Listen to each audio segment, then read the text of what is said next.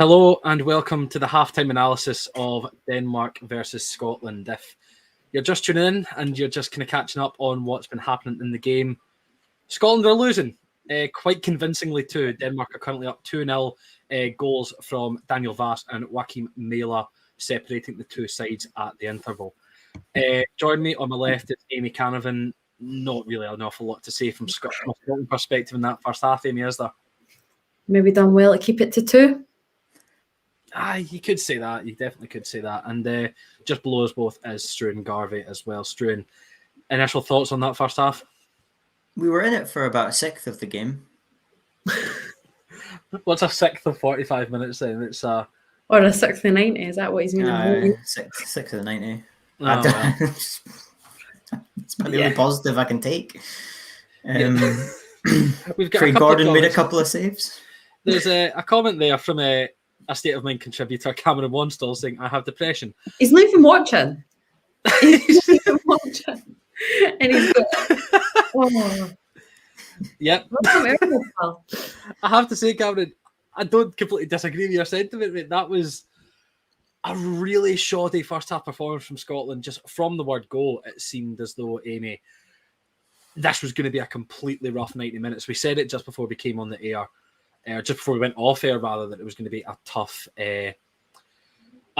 slog for Scotland going into this 90 minutes, and we were proven right within the first 5 minutes as Denmark just put their foot on the ball and came at us from the word go. Absolutely. We never said it was going to be easy. And the Danes are a top-class side. I think under this manager's reign, I think they've only lost 4 or 5 games, 3 against Belgium, England, and potentially somebody else. They are a really, really well-equipped side, and it doesn't matter who they're missing. This is just a really, really compact Danish side. And it was just really easy for them. We made it agonisingly easy, really did.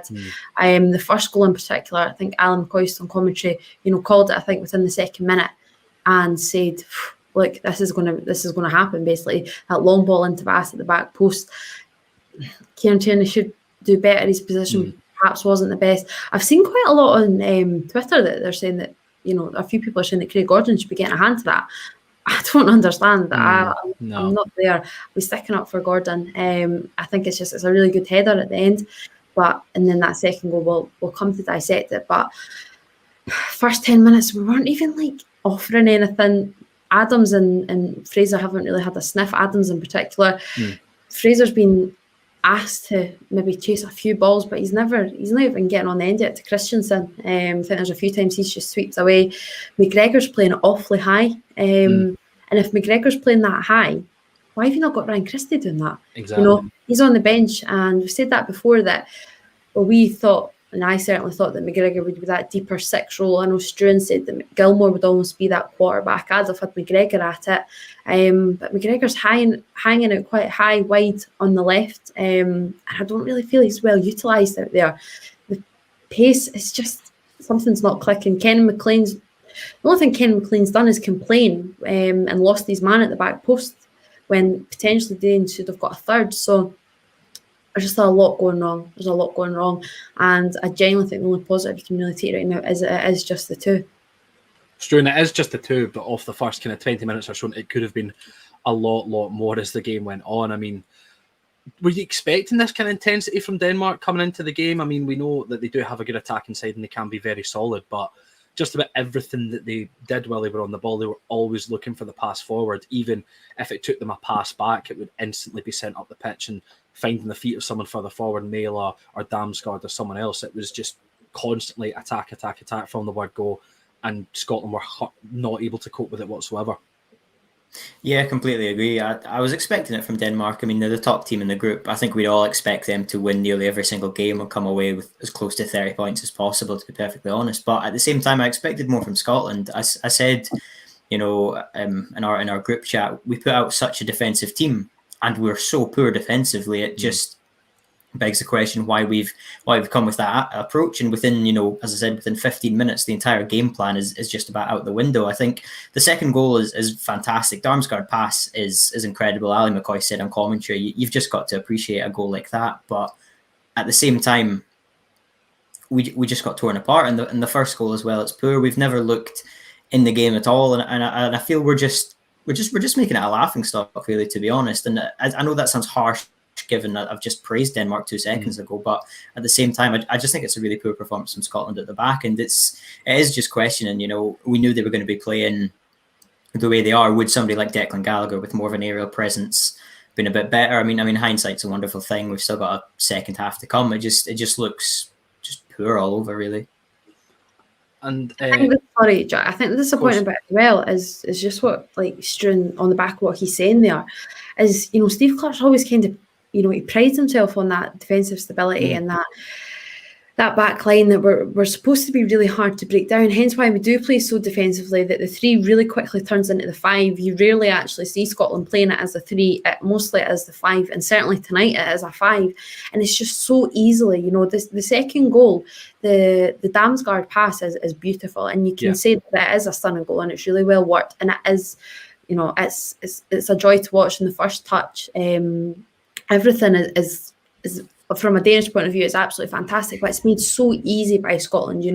I think Grant Hanley comes flying out, so then he's out of position, so there's that little gap at the back. There's just all these little pockets that if we were just a little bit more stable, that perhaps it would just be that little bit tougher, that it wouldn't just take such an easy first touch and then the finish. Again, Craig Gordon can't be to blame, it goes through his legs, but I just think it's just really sore to lose 2 so easily preventable goals from a defensive point of view, considering how defensive we set up and how defensively minded Steve Clarke really does pride himself and his team. Yeah, it's just watching that second goal back just now, it kind of seems the defence was moving in tandem with each other, but they were just almost just unable to make the right decisions as a unit rather than just individual players. I mean, as the ball was coming in from right to left, you could see players just going to crowd the ball, and then as it moved, they all backed off, and that allowed Damsgaard the space to be able to pick the pass out, and Mailer was able to ghost in kind of uninterrupted. And it just really, it's a lot to say that a player's lacking in concentration and decision making, but a whole defence of 5 players is something else altogether, and it really, really is a concern. Away from the defence, Amy, you already touched on it. Callum McGregor has been playing very, very high, higher than I was certainly expecting him to. I was potentially thinking that one of the midfield 3 would be deeper behind 2. But play the whole midfield a bit deeper, but it seems to be there's a 2 and then 1 further forward, that being Callum McGregor. And he touched on the fact that there's a player in Ryan Christie, and there's even a player at Callum McGregor's own club in David Turnbull, both much more well equipped to play that forward role. So why do you think Clarke kind of went with that decision to play McGregor further forward? Do you think he saw it as he's got the legs and the run capability to be able to break the play and advance the play between midfield and attack, with potentially Adams and Fraser both used as runners for a potential counter-attack? Or what do you think was going in Clarke's head when he made that decision to play McGregor further forward? I really can't I really can't fathom it, because in that sense, everything that you've just described there, then you're teeing it up for Ryan Christie in particular. He can drift out to the left. He's done it many a time at Celtic. I'm not the biggest fan of it, but he can do it, and he's got the pace. I think he'd be a better link-up as well, because he's a little bit more attacking-minded than Callum McGregor, especially how much McGregor in a Scotland shirt and equally in a Celtic shirt is sitting deeper and deeper and deeper. And that's where he's most effective, sitting that little bit back. And he's a better protection as well for the defence. The defence have been shaky tonight. Liam Cooper, there's been a few times that, there was he gets that initial knock on for the second goal, but he tries to get out too quick, but it's not working. Scott McKenna's getting outpaced at every single occasion. Didn't really expect anything else. Grant Hanley, like I say, it's the second goal that he comes flying out. If you're going to come flying out, you have to be winning the ball or taking the man or doing something. You can't be allowing play to continue the way that it was going to be. So there's just a little bit of shakiness, and I do believe that if perhaps McGregor was that little bit more in front, because the defence isn't getting any protection. Billy Gilmore's not having his finest of nights. I think he's a little bit frustrated. And Kenny McLean, I really have no idea where on the park he actually is. Like I say, the only time I've seen him is that the ball came in and there's the man at the back post and he lost him, but McLean's a few steps forward and he's got his hands up like, what's playing at? Substitutions have to be made, but I think in typical Clarke fashion, pretty similar to Celtic fashion, that the decisions and the substitutions will be left far too late. But I'd be bringing on Ryan Christie right now. I'd be bringing on legs. I I'd be going Turnbull as well myself, because I think his ball might be able to, find somebody. But you're looking for Dykes, really. Dykes needs to be partnering Adams up there. They're getting no joy. Adams is kind of a lone soldier, purely because Fraser's trying to drop that little bit deeper to try and maybe get the ball, because he's never going to win a ball against those three centre halves. Look at the size of them. How tall is Fraser? Is he 5'4", something like that? It's look at the height of Christensen. He's just got him in his back pocket. So changes have to be made. Scotland get anything out of this game, it's going to be even more remarkable than we thought at the top of the show, the top of the pre-match. But I don't understand Callum McGregor being so high on the left. At times, he even looked like a 4-3-3. The way that Cal Mack was so far forward, and it's just not where you want him to see. And him and Tierney aren't linking up the way that perhaps Clark thought they might. But there's a little bit of frustration there as well. And Shane, looking at Denmark, I mean, it really did look like men against boys at some points, because compared to what Scotland have been doing in terms of their organisation and their decision-making, Denmark have been so consistent. They've been able to keep their shape. I remember there was one instance, Gilmer picked up the ball maybe halfway, and he had a fair bit of space to get into. There was kind of players all kind of around him, ahead of him. You had McGregor and Tierney out to the left, Robertson, Fraser and Adams out to the right, and they allowed Gilmer that space because they just got themselves set in the defensive shape. So when he did choose to play that ball through, I think it was to McGregor actually making the run in from centre off to the left, it was just cut out straight away and then sent back up the pitch and moved on. So it really just has been a class above from the Danes tonight, so far anyway. Yeah, absolutely. It's the quality of team. I mean, in our pre-match, we were talking, Amy mentioned how good Delaney was and how good Højbjerg was. They're just a class above, really, our midfield, to be honest, just the level that they're at. And as you said, it's that sort of togetherness, They don't have the big flashy stars, a Ronaldo who's going to take every free kick and penalty that they get. They don't have that one person who they're always going to give the ball to. There's just such a cohesive unit. They work so well as a team, and it's something that tonight, clearly, we don't do at all. I mean, we don't have the flashiest of players up front as well, but we don't play like that at all. And I feel, even with that Danish side, they're missing key players as well, just like we are, but you wouldn't know that based on that performance, the way they're playing today. They're playing absolutely fantastically. No, and it is quite demoralising to see. I mean, there was kind of hope that we needed to get something out of this game to be able to have any chance in this group, and now it's looking like every game is going to be a must-win by a number of goals. And, I mean, Moldova are sitting holding Austria just now. We're not sure if we'll be able to get many past them on Saturday, if any at all, depending on how things are going. And Austria themselves are going to be no slouches next Tuesday. Amy, I suppose one thing, if you had to change one thing and one thing only at halftime, what would that be? It'd be Dykes.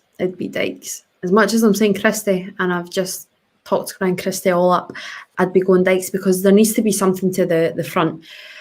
And through Dykes rather than Christie, you can at least sort of play the same system that we're at least trying to do. It's that long ball up, but Adams needs a partner up there. It's just not worked out for Ryan Fraser tonight. I don't think it's the right game for him, the right opposition, but it's not the combination. I think if Fraser's going to partner anyone, it actually has to be Dykes, because his hold-up play is better than Adams.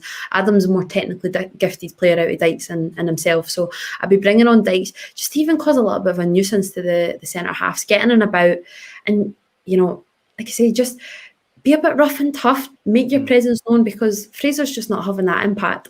And again, I really do like Ryan Fraser, but it's just not the right game for him tonight. What about yourself, Stuart? Would you agree with what Amy's saying? That would be your one change, or would you go down a different route potentially? I think I'd bring Dykes on. I'd be tempted to shift Tierney back into centre half, pull Robertson over to wing back, pull Fraser into right wing back, take off McKenna, and put Dykes on in that position. Just sort of keep it that way. Just give us something to aim at up front, really. And I feel as well, just defensively, Lyndon Dykes in our own box will help us from set pieces, because we look so shaky anytime a ball comes into the box at the moment, just to have someone of his presence just to come back there. And again, I feel Christian Turnbull are potentially the only other options to come off the bench and make an impact. We're not blessed with talent who can really come on and be a game changer, unfortunately. Yeah, unfortunately not. And of course, we are just seeing the teams come out, and Lyndon Dykes is actually coming on for Scott McKenna. So you've kind of predicted that bang on. I'll give you complete credit for that. Strewn streams. Stuart, are you ahead of me on the stream? Have you just picked that up from the stream coming ahead? That's outstanding. I'll happily become a coach. And why Steve Clark on till 2024? We've got Struan Garvey got out of a job. I mean, that could be you, absolutely. So Years of watching Sir Alex Ferguson have taught me that. We'll leave it there for the half-time show. With those changes made, hopefully we see a better side to Scotland in the second half, which has just kicked off. We'll be back in 45 minutes to review the game as a whole and look ahead to Saturday's action at Hampden against Moldova. Thanks for joining us, and we'll see you soon.